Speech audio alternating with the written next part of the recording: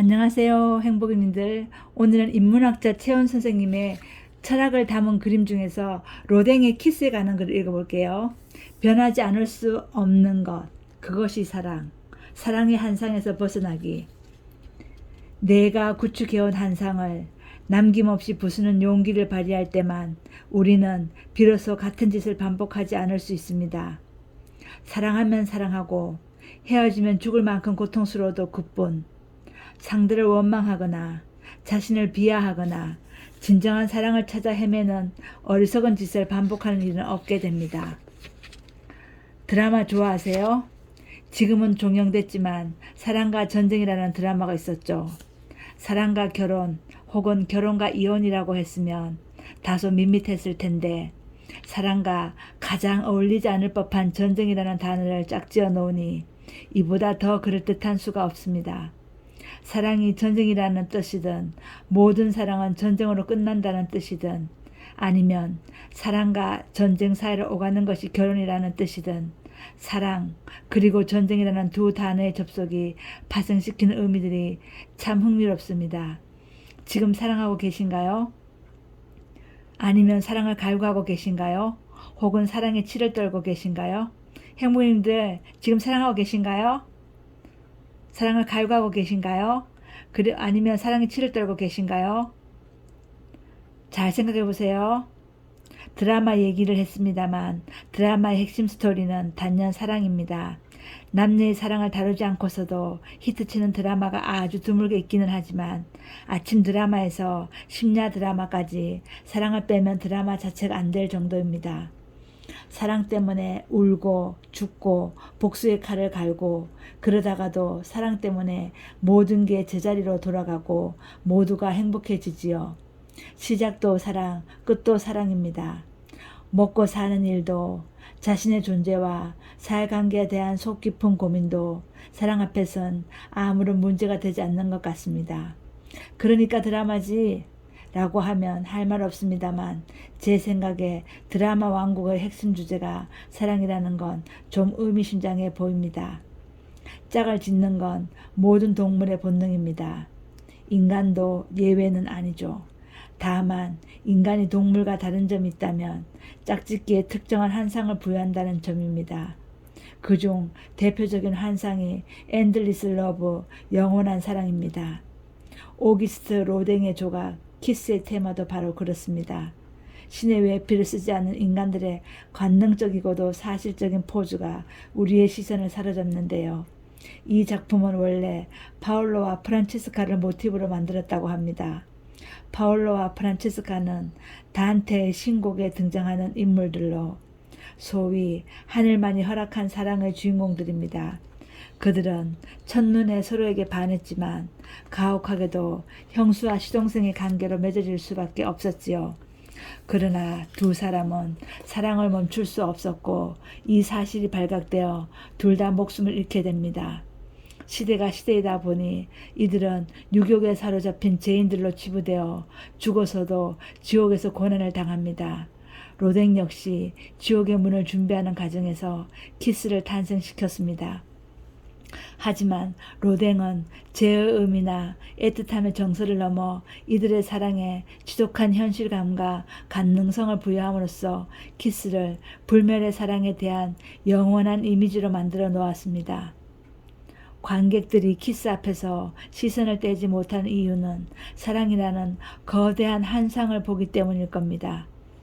키스 작품 되게 멋지죠?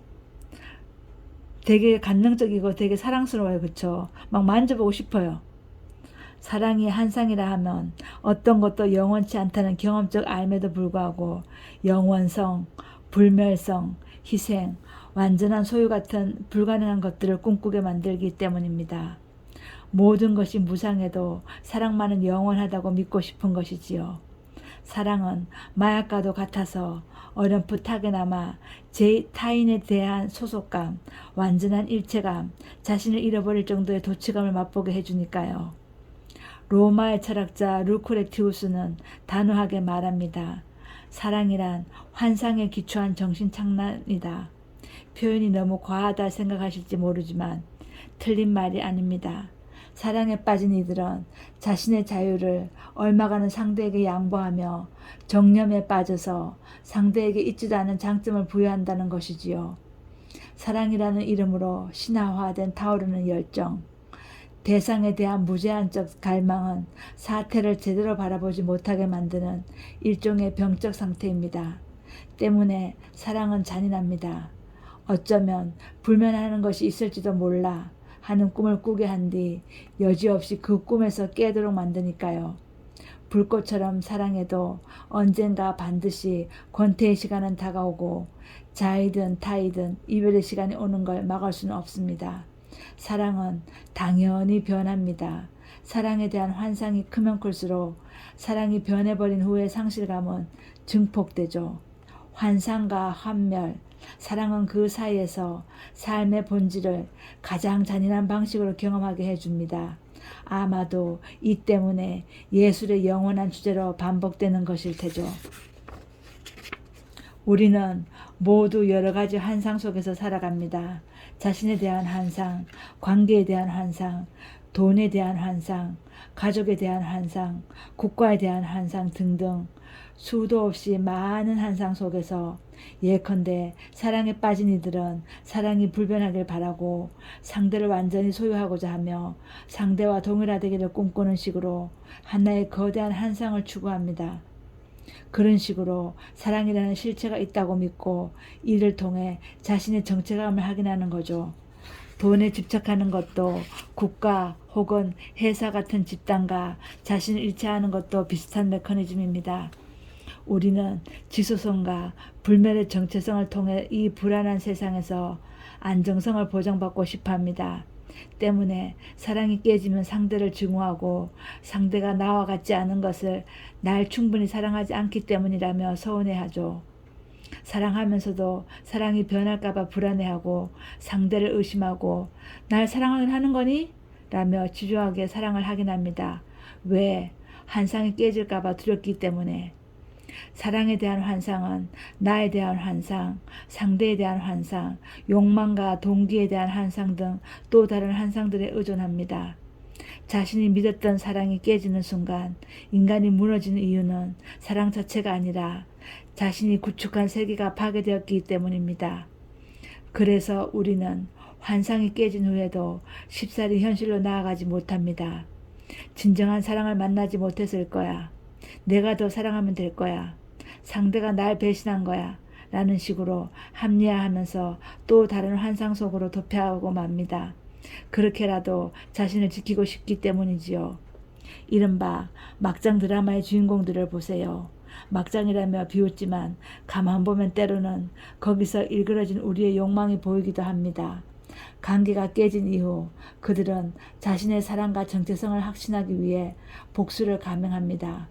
불변의 사랑을 믿는 자들만이 상대를 파국으로 몰아넣고 해피엔딩에 이르는 특권을 누립니다.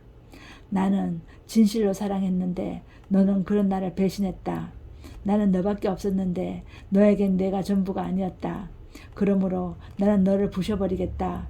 하지만 현실 속에서는 이런 복수가 불가능하다 보니 사람들은 드라마 주인공에 몰입해서 그들의 복수를 응원하는 게 아닐까요?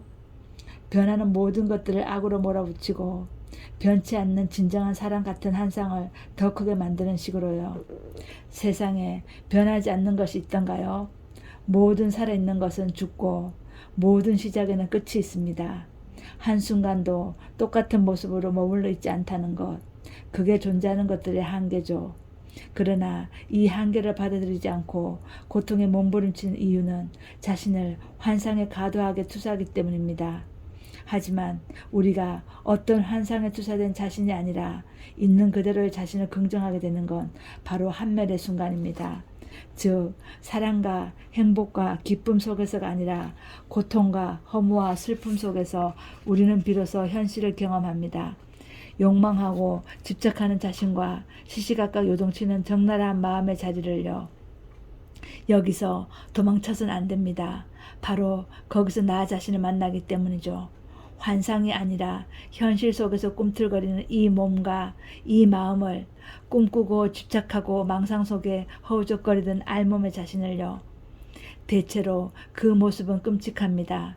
하지만 이 끔찍함과 마주했을 때만, 거기서 도망치지 않고 내가 구축해온 한 상을 남김없이 부수는 용기를 발휘할 때만 우리는 비로소 같은 짓을 반복하지 않을 수 있습니다. 사랑하면 사랑하고 헤어지면 죽을 만큼 고통스러워도 그뿐, 상대를 원망하거나 자신을 비하하거나 진정한 사랑을 찾아 헤매는 어리석은 짓을 반복하는 일은 없게 됩니다. 불행과 고통을 피하고 기쁨과 행복만을 바라는 건 일상적인 욕망입니다. 하지만 거대한 환상이죠.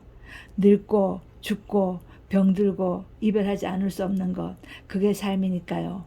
그리고 그 끔찍함과 무상함을 피할 길은 없으니까요. 환상이 깨지는 순간은 우리 자신의 10년을 만날 기회입니다. 내가 마주하려고 하지 않았던 진실, 환상 속에서 애써 예면했던 삶의 진실이 바로 거기에 있습니다. 그 진실을 마주하기란 쉽지 않겠지만 용감하게 부딪혀 보세요. 아름답고 행복한 만큼 고통스럽고 잔인하고 무상한 것으로서의 삶, 그런 혼란의 도가니로서의 삶을 받아들이는 자만이 삶을 살아낼 수 있습니다. 한멸의 자리, 여기가 삶에 대한 긍정이 시작되는 지점입니다. 감사합니다.